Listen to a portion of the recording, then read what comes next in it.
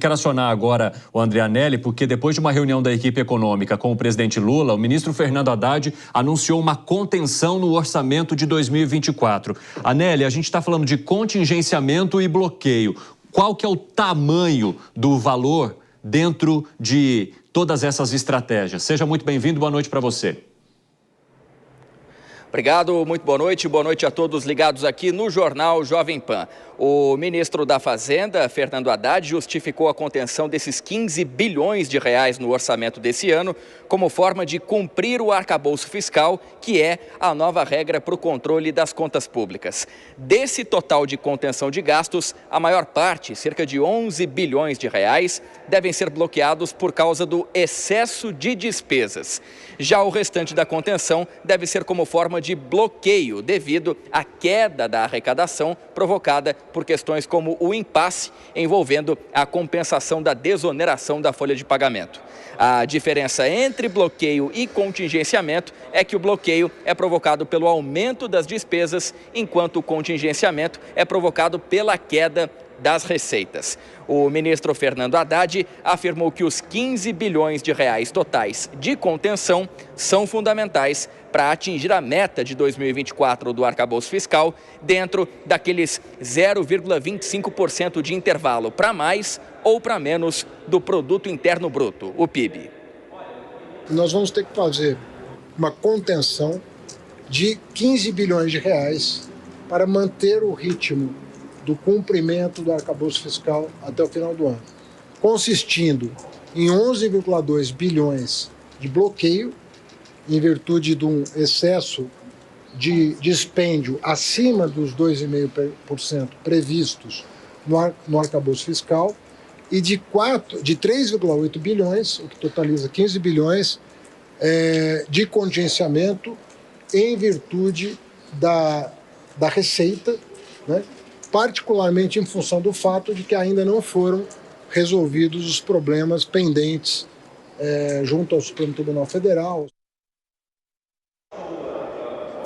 Essa explicação, Evandro, foi dada pelo ministro Fernando Haddad logo depois de uma longa reunião aqui no Palácio do Planalto com todo o primeiro escalão envolvido no controle das contas públicas. A ministra do Planejamento, Simone Tebet, disse que foi fácil convencer o presidente da República sobre a contenção dos 15 bilhões de reais no orçamento. Mas nem ela, nem a ministra Simone Tebet e nem o ministro Fernando Haddad disseram qual vai ser a nova estimativa de déficit nas contas públicas para 2024, mas a expectativa é que o número fique próximo a 29 bilhões de reais, que seria dentro da meta do 0,25% a mais do PIB. Os ministros garantiram apenas que o bloqueio e o contingenciamento não consideram o pente fino que o governo vem preparando nos programas sociais. Os detalhes finais a respeito da contenção do orçamento e que foram antecipados hoje vão ser detalhados no terceiro relatório bimestral de avaliação de receitas e despesas, esse relatório que está previsto para ser publicado na segunda-feira da semana que vem. Evandro. Obrigado pelas informações, Anelli. A gente vai se falando aqui ao longo do Jornal Jovem Pan. Vamos voltar com os nossos amigos ali, a Dora e o Vilela. Ô Dora, eles apontam aí a possibilidade de que esse pente fino que eles façam nesses benefícios sociais relacionados ao INSS gerem uma contenção aí de 30 bilhões de reais.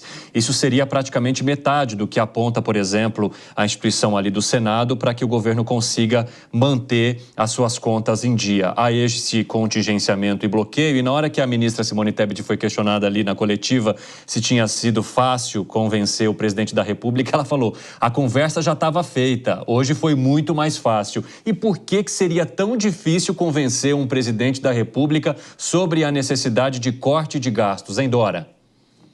Porque o presidente da República e a equipe econômica falam linguagens diferentes. O presidente fala o idioma do palanque e a equipe econômica fala o idioma da realidade. Então, e às vezes essas linguagens se chocam, e aí é preciso dar uma ajustada na história. Ora, por que esse anúncio que estava marcado para segunda-feira, o relatório que vai ser detalhado na segunda-feira de receitas e despesas, tá certo? por que é antecipado, quer dizer, a parte, digamos assim, mais visível dele, mais impactante, é antecipado para hoje, justamente para aplacar os efeitos das declarações do presidente Lula, que depois de uma trégua, nessa semana, volta a fazer declarações assim, que denotam um descompromisso com a meta fiscal e com corte de gasto, não é? Então, é para isso o Haddad antecipou esse anúncio para dizer, olha aqui, o que está valendo, tudo bem, ele falou lá, mas o que está valendo é isso aqui. E a ministra Simone foi muito engraçada mesmo, porque ela disse assim, hoje foi fácil. Hoje, mas nos últimos dias não, né? E o recado ficou na subliminar ali. Ô Cristiano Vilela, agora independentemente disso, a gente viu o mercado reagindo diante da fala da ministra Simone Tebet sobre a dificuldade, né, de se chegar a esse contingenciamento. O dólar acabou subindo um pouquinho também. E, por outro lado, olhando para o ministro da Fazenda sobre as revisões positivas que ele tem mencionado em relação ao PIB, ele falou hoje em parcimônia, né? Que a equipe econômica pediu parcimônia à equipe econômica na hora de avaliar a possibilidade de revisão positiva do PIB, exatamente por conta de todas as influências que isso pode sofrer e levar a um movimento que seria difícil de ser explicado depois pelo próprio ministro.